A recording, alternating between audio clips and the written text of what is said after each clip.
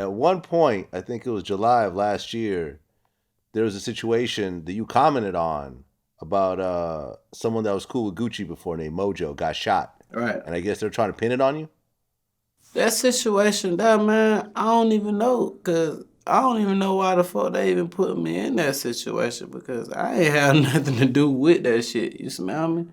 And like you know me, Vlad. If I had anything to do with it, I'd tell you. I'd tell him too, and be prepared for whatever that come afterwards. But niggas just be, you know, what I learned, Vlad. Some people voices do not fucking count. Like no matter what they say or how loud they yell, it's like some people voices don't fucking count in this game. You did. Some people just so small that you can't hear them. You know what I'm saying? So like, man, niggas say what they want to say about WAP, man. Nigga, he up here. Ain't no sense of him looking down now. You smell me? Right. Well, you said, I'll say this dude is a rat, but in this case, he's a motherfucking liar. I don't steal no motherfucking cars. And if I was in the car, how the fuck it got there? Also, my ID. Also, I lose my ID all the time. I'm innocent. Shit, I lost my idea up here. I lose that motherfucker all the time, like. I lose my idea a lot, man. I don't keep up with shit like that. I don't know why. Well, at one point, you said in our last interview that you made 12 million Right. in the streets, but then when you stopped, you had 3 million left. I actually made 12, right? Because I was counting how much money I had made. But I only had like 3. I only jewelry and cars and clubs and that shit. Clothes, jacket, like yeah, you make so much money in this shit and then goddamn that shit just go down. Was there like a incident or a point where you said, I am now going to become a rapper and I'm going to leave all this other shit in the past? Hell nah. It wasn't that. I said these motherfuckers finna send me to prison for the rest of my life. I gotta leave this shit alone. It wasn't no fucking rap shit. Hell nah, Vlad. Them folk kept coming to my motherfucking houses trying to talk to all my folks to get them to say something about me. They kept talking about some CCE shit, some continuous criminal enterprise and all this shit Big Meech know was about. Like I was like, hell nah. I had to choose, dog. Either goddamn keep going and go to prison or stop and just lose money. You smell me? That's when I was losing a lot of my money. Cause I was also investing in this rap shit. Shit was working out for me in this. So like I had shit going on. I wasn't stable. You know what I'm saying? Like it's all about getting stable in life and shit. I had to get myself stable. So Vlad, like, man, you just don't understand. Like everywhere you go, as soon as you get off the plane, they tell you the FBI just was there. You be like, God damn, dog. You know what I'm saying? Like everywhere I go, people telling me like, man, the FBI here. They were looking for you. They were talking to you. You start to think like, hold up, man, your ass finna go to prison, dog. You better stop. That way it hit me at, dog. Yeah. Yeah, man. And well, you had already kind of been through the in and out of jail situation. You had been through all the violence.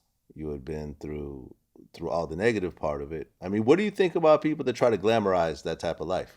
See, honestly, Vlad, when I was in prison, dog, I had told myself I was gonna get out of prison, get me a little job, no matter where it's at, a warehouse or whatever, $10 an hour.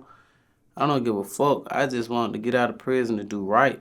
Get me and my girl a 2 bedroom spot. I don't give a fuck if it was a $500-600 a month apartment in Atlanta.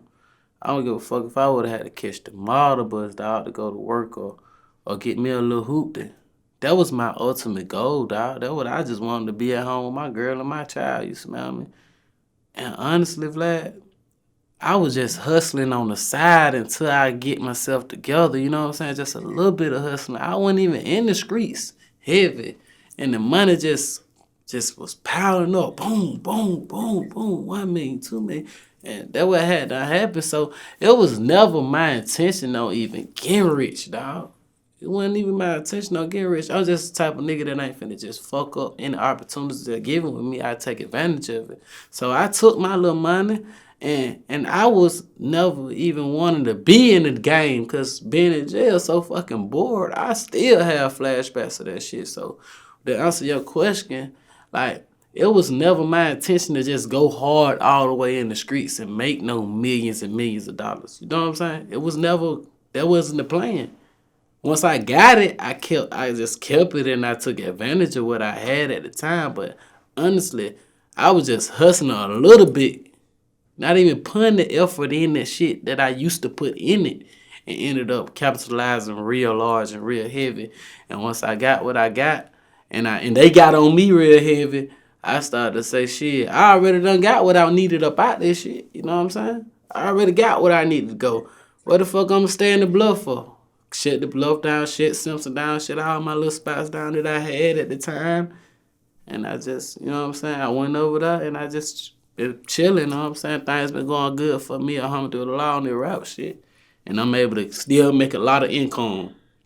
It might not be much as I was making when I was selling drugs, but I'm still making money every weekend. I'm doing 2, 3 shows, getting $10,000, $20,000 a show. That's still good income to take care of my everyday life. You smell me?